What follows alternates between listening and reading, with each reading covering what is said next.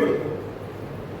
त्या काळातली परिस्थिती मधुदंडोते साहेब होते किंवा बॅरिस्टर नागपूर होते, त्यावेळीची परिस्थिती आणि आजची परिस्थिती याच्यामध्ये फार मोठा फरक. आणि ती आयुध घेऊन जर आपण निवडणुकीच्या लढाईला जर सामोरे गेलो तर आपल्याला यश त्या ठिकाणी मिळणार नाही. म्हणून आजच्या युगात जो बदल झालेला आहे राजकारणामध्ये, समाजकारणामध्ये, तो बदल, ते पर्याय आपल्याला स्वीकारावे लागतील. आणि त्या ताकदीने जर आपण लढू शकलो तर कुठेतरी आपल्याला यश त्या ठिकाणी मिळू शकतो. आणि म्हणून मी माझ्या नेत्याला सांगणे एवढं आहे की एवढे सगळे संघर्ष होऊन सुद्धा, एवढं सगळं पराभव पचून सुद्धा आजही तळागाळामध्ये माझा शिवसैनिक तितक्या ताकदीनं उभा आहे.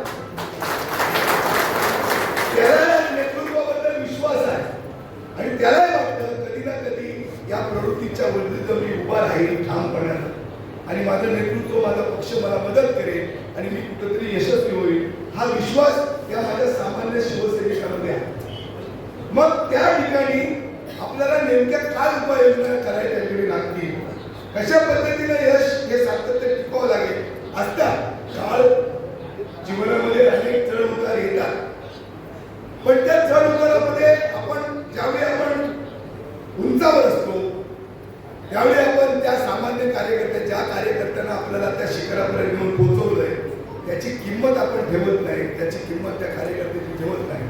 आणि म्हणून आपण चढावावर परत खाली उतारावर येतो आणि त्या उतारावर सुद्धा असताना जो कार्यकर्ता आपल्याबरोबर प्रामाणिक असतो त्याची तरी किंमत आज तरी त्या ठिकाणी झाली पाहिजे.